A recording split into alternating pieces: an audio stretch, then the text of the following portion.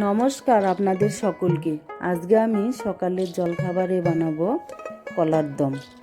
তার জন্য আগে থেকেই কলা কেটে হলুদের জলে ডুবিয়ে রেখেছি। ডুবিয়ে রাখলে কি হয়, কলার মধ্যে যে কষটা থাকে সে কষটা হলুদের জলে গুলিয়ে রাখলে কষটা বেরিয়ে যায়। এখন এই কলাগুলোকে একটু ভাপ দিয়ে নিব। তারপরে কড়াইতে তেল দিয়ে গোটা জিরে ফোড়ন সম্বারে দিয়ে একে একে বাটা মশলাগুলো দিয়ে দিব।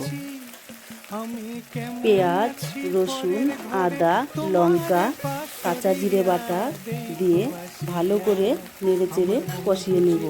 এর উপরে হলুদের গুঁড়ো, লবণ স্বাদ মতো দিয়ে আবারও একটু ভালো করে নেড়েচেড়ে আগের থেকে পরিমাণ মতো জল দিয়ে আগের থেকে ভাপিয়ে রাখা কলাগুলো ছেড়ে দেব।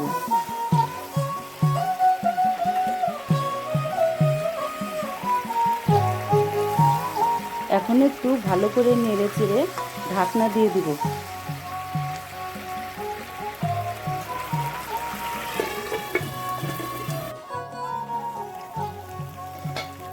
ঢাকনা খুলে গরম মশলার গুঁড়ো ছড়িয়ে দিলেই কাঁচা কলার দম তৈরি।